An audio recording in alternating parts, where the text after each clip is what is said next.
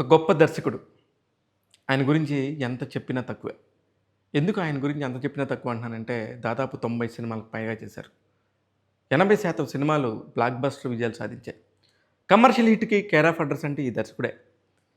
ఎందుకు ఇదంతా చెప్తున్నానంటే, 75 సంవత్సరాలు పూర్తి చేసుకున్నారు.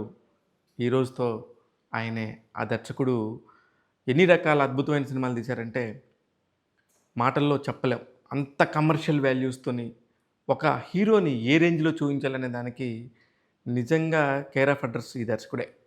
1980లో 'సంధ్య' అనే ఒక చిత్రం ద్వారా తన దర్శక ప్రయాణం ప్రారంభమైంది. ఆ రోజు నుంచి ఇప్పటి వరకు కూడా అంటే దాదాపు 90 సినిమాల్లో దర్శకుడిగా పనిచేశారు.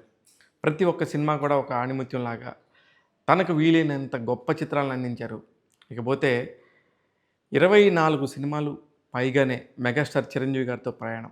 న్యాయం కావాలి అంటూ మొదటి సినిమా 1981లో చిరంజీవి గారితో తన ప్రయాణం మొదలుపెడితే దాదాపు 26 సినిమాల పాటు వాళ్ళిద్దరూ కలిసి ప్రయాణం చేశారు.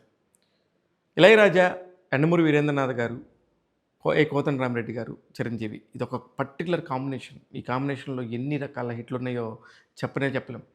అలాగే 'సుప్రీం హీరో' నుంచి మెగాస్టార్‌గా చిరంజీవి గారు ఎదిగిన వైనం గూడా ఈయన దర్శకత్వ ప్రతిభతోనే ప్రారంభమైందంటే అది నిజంగా నిజం. 'న్యాయం కావాలి' దగ్గర నుంచి ఒక పక్క 'ఖైదీ', 'రాక్షసుడు' అలాగే 'కొండవీటి దొంగ' ఇలా చెప్పుకుంటూ పోతే అనేక సినిమాలు. చిరంజీవి సీఎంగా నటించిన చిత్రం 'ముఠా మేస్త్రి' ఆ సినిమా అసలకి ఎంత వసూళ్ళంటే ఈ రోజుల్లో గనుక లెక్కేస్తే అయి కొన్ని వందల కోట్ల రూపాయలు లెక్క తేలుతది. అంత పెద్ద భారీ వసూళ్ళతోని ఆ రోజుల్లో సినిమాలు వచ్చాయి. 'ఖైదీతో' ఒక మాస్ అప్పీల్‌ని సొంతం చేసుకున్న సినిమా కూడా ఈయన క్రియేట్ చేసిందే.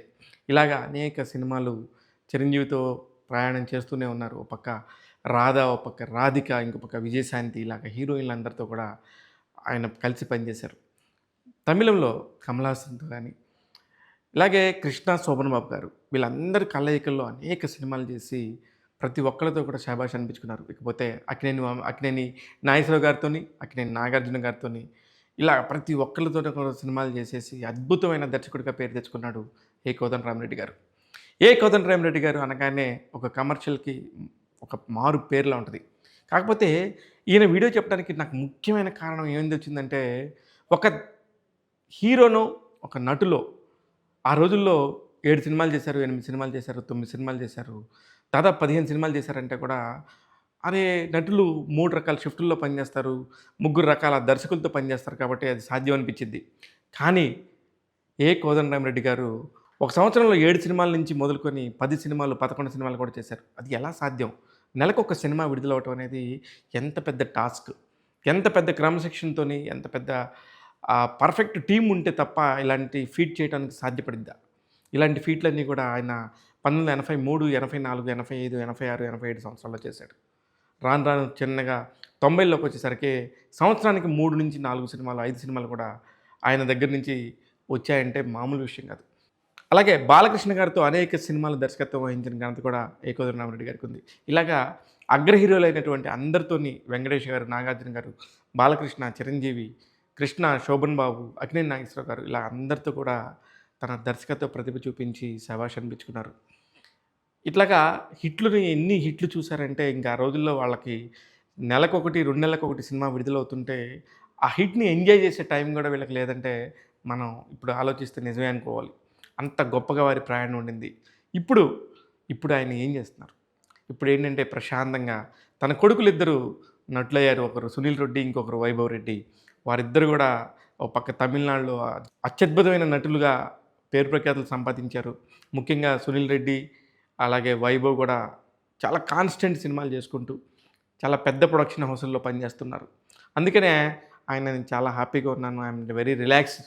కానీ ఇప్పుడు 75 ఇయర్‌లో గూడా నేను ఒక సినిమా అతి త్వరలో చేయబోతున్నానంటూ మొన్న ఈ మధ్య మాట్లాడారు.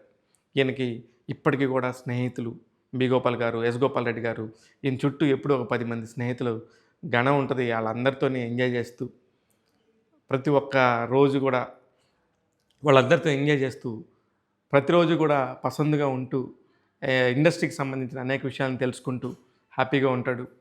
ఏ రోజు కూడా సినిమా గురించి తక్కువగా మాట్లాడటం గానీ, సినిమాల గురించి ఎలా ఉన్నాయి ఏంటనేది వాకప్ చేస్తూ తన ప్రయాణాన్ని కొనసాగిస్తున్నారు. త్వరలోనే సార్ మీరు మళ్ళీ మెగాఫోన్ పట్టుకొని మరో మెగా హిట్‌ని అందించి ఇప్పటి తరానికి కూడా ఆదర్శంగా నిలవాలని మనస్ఫూర్తిగా కోరుకుంటుంది టాక్ తెలుగు యూట్యూబ్ ఛానల్. ఇలాంటి అనేక విషయాల్ని ఎప్పటికప్పుడు మీ ముందు ఉంచుతాను. ఇప్పుడు ఈయన గురించి ఎందుకంటే ఈయన పుట్టినరోజు ఈరోజే. చూస్తూనే ఉండండి టాక్ తెలుగు. నేను మీ శివ మల్లాల.